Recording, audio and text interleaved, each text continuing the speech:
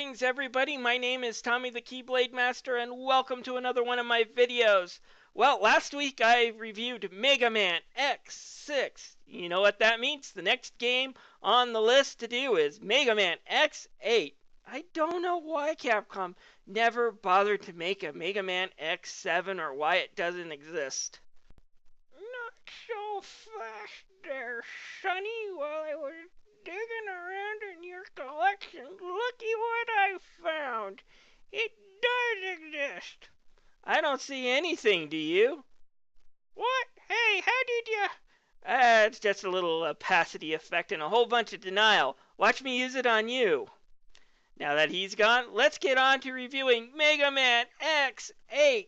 The story in Mega Man X8 picks up a short time after, well, a game that doesn't exist story ends. Basically, humanity is now moving to the moon using a giant orbital elevator. The people behind this, building this elevator, the Jacob Project, has been kidnapped by Vile, and all the new generation Reploids that were employed by him have now gone Maverick, and it's up to X0 and the new recruit Axel to find a way to stop the problem before the orbital elevator is severely damaged. Of course, Sigma is behind the outbreak, but there's a nice little plot twist at the end that I won't spoil for you. It's kind of nice to see X do something different than, well, Sigma's behind all of it for a change. But for the most part, it's standard Mega Man X story. There's a nice bit of narration in between stages, but for the most part, the story is the typical blow stuff up and save the world. The graphics in Mega Man X8 are pretty good, despite the fact that it came from the PlayStation 2 era, and yeah, there's some reusing of the Mega Man X sprite and Maverick Hunter X that they got from this game. However, some of the stages, backgrounds, and the way the colors are used are still pretty good. Overall, I enjoyed the look of Mega Man X8. There are one or two 3D areas that still really stand out, including the city stage that I'm showing you here. So when it does go 3D, it looks pretty good, and the 2.5D that it uses still stands up over the test of time. That said, it's not in HD, so that does kind of hinder it a little bit. But overall, I've seen worse games than Mega Man X8. A whole lot worse. But enough with the game that might not exist. Let's talk about the sound in this game. First, Capcom finally took the voice acting for the Mega Man games to the Ocean Group to dub. They're good at dubbing anime. They've dubbed a lot of the Viz anime that you see, and their voice actors are pretty good. And for the most part, the voice acting in this game is top-notch for a change. This is the first time we see Mark Gaitha voice X, and he does a pretty decent job. Unfortunately, he doesn't have any of his trademark yells, so I can't do any G Gundam jokes, darn it. But take a listen to this. I think the voice acting's pretty good. Of the orbital elevator. I don't know what the deal is, but Vile kept talking about some new world beginning. As far as the music goes, it's okay, but it's not as good as some of the past Mega Man games. It's serviceable, but not memorable, which is kind of unfortunate. Oh, here I come! Mega Man X8's gameplay is almost perfect. After the disaster that just plain doesn't exist, Capcom went back and they looked at what did kind of work in that game, and then they went back and they did old school Mega Man 2D, and they did it right. What we get is a really fun game with a few new ideas in it, but for the most part, just core Mega Man X. You could say they played it safe, but hey, anyone who's ever played this game that doesn't exist will understand why this wasn't a bad thing. Overall, though, the new ideas do work, and let me tell you a few of them. First off, one of the things I liked is they went back to the X5 and X6 idea of giving X two armors. However, rather than what they did in X5 and X6 where you have to collect all the pieces just to access the armor, what happens is your first capsule will give you something called the neutral armor. Then every capsule like that will give you an upgrade for the neutral armor, and you can switch in and out pieces, even if they don't go with that armor.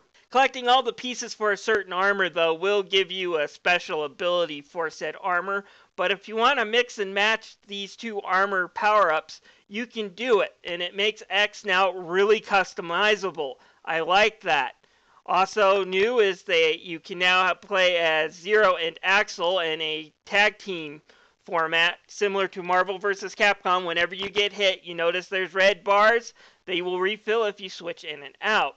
And as far as X's two comrades go, they're actually really fun to use. Zero is, of course, his usual melee self and learns special abilities from bosses, but Axel's actually really fun to use. His copy shot is still worthless. However, they decided to give him more of a base feel to him. So he can shoot real fast, but he can't really move while shooting.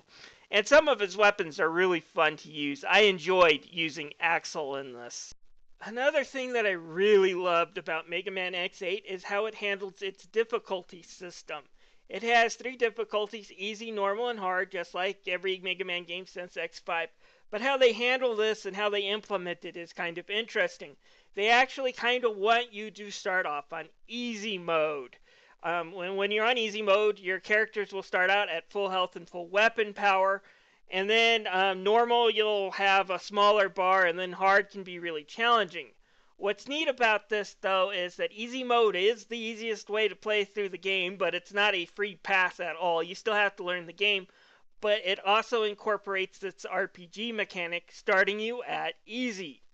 When you beat easy mode, you'll lose pretty much all your items, but you're allowed to keep something called medals, which is what the RPG system is used for. You can use it in the lab to buy power-ups.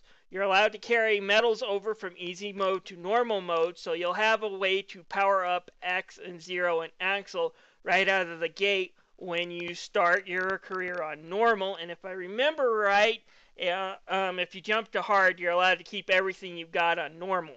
Also, playing on normal and hard allows you to unlock a lot more features than just playing on easy, and some of these are kind of interesting. It includes interesting weapons that you can equip to the characters. You can also have the ability to unlock one of the 3 navigators like Aaliyah and play as her if you play him on normal and hard. I wish I had my old save data footage so I could show you, but somehow I lost that and had to start all over, and it takes a few times to unlock a lot of these features. Still, it's an interesting reward for replaying the game, and Mega Man X8 definitely rewards you for doing this. And it's a fun game on top of that. It only has one major downfall, and that has to do with the stage design. Now, it's not bad, but it's not very memorable. And I guess in some ways that's better than saying it's memorable for being bad, like some other game.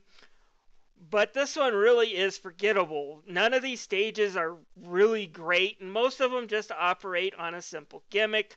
Like this one here, which is just you falling down all these platformers. It's supposed to be a fire stage, but there's very little fire stage type elements to it. It's just kind of this platforming stuff all the way through, and it gets a little tedious sometimes. But it's really a small complaint compared to everything Mega Man X8 offers. I give Mega Man X8 a solid 4.5 out of 5. Capcom, please release this on the PSN. This game needs to be enjoyed by newcomers. That said, if you don't mind, I wouldn't mind you just skipping its predecessor completely, because like I said, that game doesn't exist. Well, folks, that ends the Mega Man X series for the most part. Now, there are a few portable games, Mega Man Extreme and Mega Man Extreme 2, and I might cover Extreme 2 later. I have it, but I'm not really great at that game yet. And then I also have Mega Man X Command Mission, which is actually an RPG using the Mega Man X characters, and I'll also cover that sometime at a later date. But for now, let's move on to Mega Man X's successor, Mega Man Zero. In the meantime, if you have a comment, feel free to leave it down below. I appreciate any feedback I can get. This is Tommy the Keyblade Master signing out.